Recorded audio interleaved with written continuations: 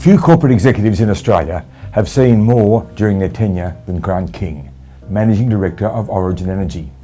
He's been at the helm since Origin's inception 16 years ago, but never has he faced a more challenging period than the last 12 months, as oil prices collapsed along with every other major commodity.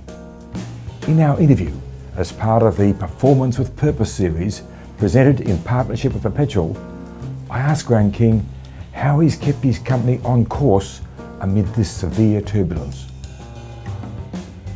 Yeah, well, the first comment is it's very important in our corporate life that we enjoy every experience that corporate life has to offer, and this one was missing, so that's the first comment. So I'm very pleased to have had the opportunity to respond in the current difficult conditions, and they have been difficult. It's required us to make some very, very difficult decisions about the business.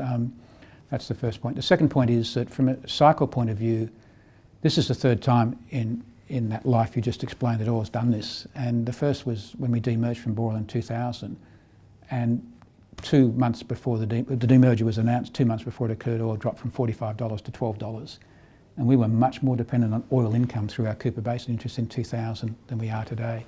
It crashed again in 2008, obviously following the GFC, literally the same time as we established APLNG.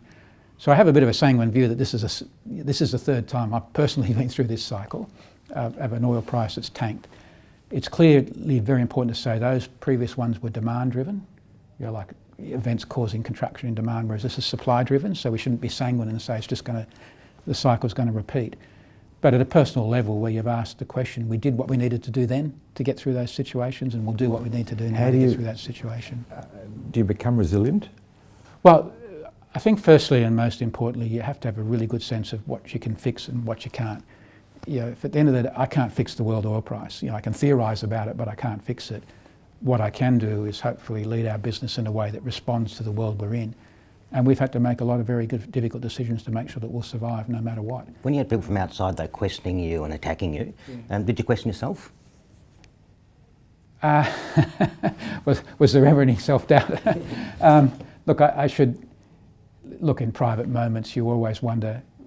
Well, I can say to you with absolute brilliance of hindsight, there's always decisions that you could say should have been made differently. That's the first point.